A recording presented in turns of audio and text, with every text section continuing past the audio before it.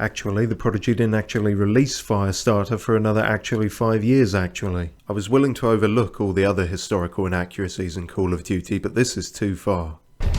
You just got a first look at the campaign for Call of Duty Black Ops 6. Yeah, but did you, Phil? Pretty soon we're going to have to post letters in there with descriptions of the outside world. It's been 10 years since Call of Duty has been in our show.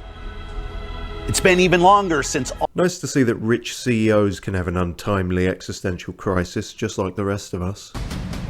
I'm incredibly excited for today's show. You're continuing with the melodramatic symphony backing then. If you want to provide actual tension and drama, go in front of a live audience again. I want to see if an unemployed former developer rushes the stage with a sharpened Kinect.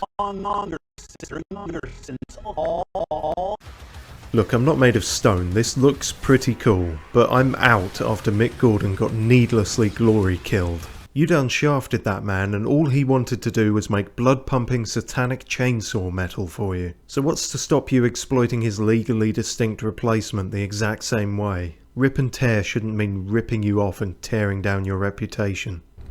Who were you before? The same, but thinner. Who did you love? Mick Gordon. What did you believe?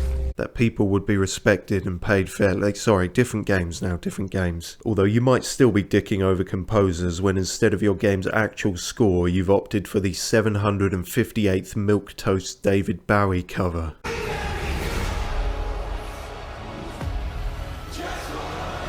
Unwilling to show us actual music, actual gameplay, or any real confidence in your product at all. But it has emotional loudness that my head jelly recognised, so who cares about anything of substance? Okay, let's try and be more positive. Well, that didn't last long.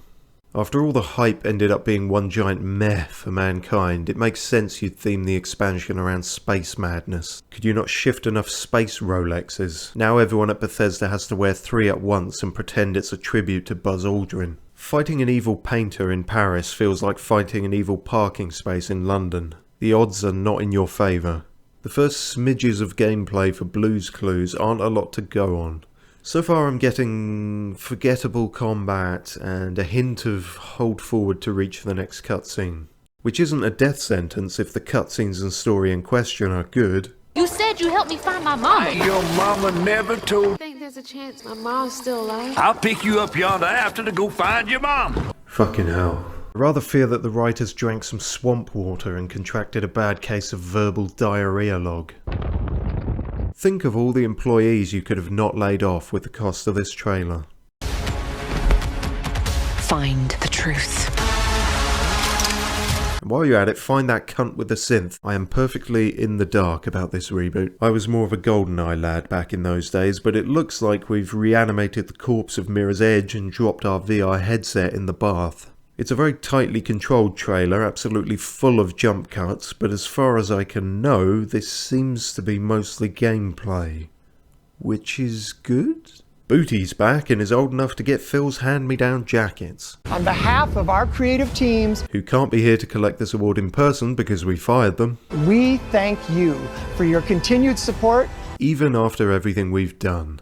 Think of all the employees you could have not laid off with the cost of this trailer. Give me a decade and I could not come up with a more perfect name for Diablo 4 than Vessel of Hatred. I really hope there was no self-awareness involved, just, yeah, the character holds the thing with all the bad stuff in. It's like a cup of bad. I can punch that up a bit, let me get a thesaurus. A box of evil? A storage of carnage? A vessel of hatred? Oh, that's good. It's not too abstract either. People won't misinterpret it or read it in any other possible meta way that makes us look like hilariously out of touch bellends. Do you guys not have phones? Yeah. Right, who's the distracting celebrity cameo this time? Oh, it's Jay from The Inbetweeners. Oh, it's Superhands from Peep Show. This trailer has a whole 3 seconds more gameplay than last year. Flight Simulator is only slightly less overdramatic this year. But it does have skywriting, so I'm hoping to declare I fucked Andrew's mum to an entire city. I've heard you get an achievement if you can convince onlookers that chemtrails are real. Why don't you just tell us when something's not a world premiere and save time? You have to try extra hard when making a post-apocalypse game set in England. Most of this I can see out of my window at any given time. Look out everyone, Sarah Bond is here and she's licenses to kill. They smartly hid you away for most of this showcase in case anyone asked you a reasonable question and you entered one of your bullshit corporate feedback loops. Love the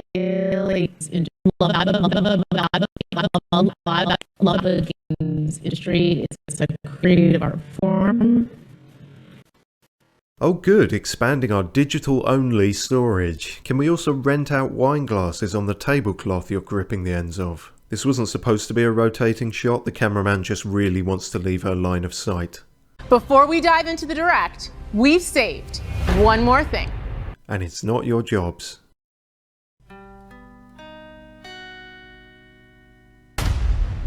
This tacked on deep dive seems to be the new standard for Xbox, so let's all get our cods blopped I guess. Immediately the neurotoxin that is meaningless marketing speech kicks in and I almost become a sleeper agent. For Black Ops 6, we really wanted to give ourselves the time to craft something truly great. Implying that before you were content to rush it out the door and bodge together something truly mid. CIA handler Jane Harrow.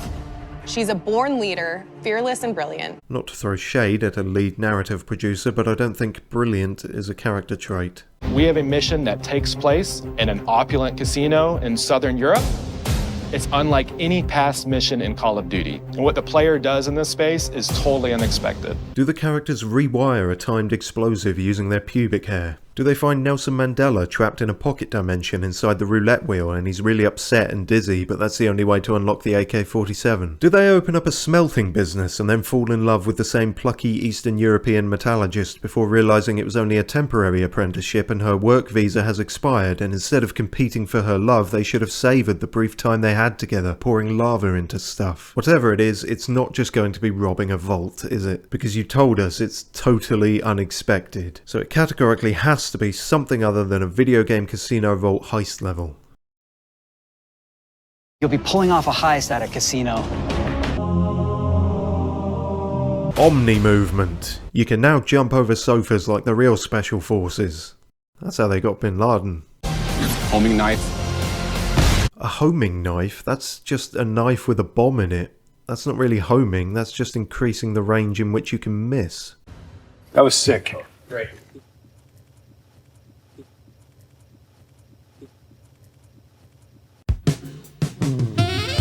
Steph interviewed AB, Mark. You can include as much filmmaking chicanery and confusing jackets as you like. I'm not treating this as anything other than tyrannically manipulated footage. At least there's a bunch of people actually speaking and implicitly putting their reputation on the line. And it does look like there's a lot going on with it. You know, maybe it would be fun to play another COD game. Oh, you bunch of iron shites. I can't believe I thought you might have changed. My parents were right about you. I'm moving back in with Medal of Honor. And I'm taking the Blu-rays and the air fryer with me. Oh yeah, cool Infinity Ward. See if I care.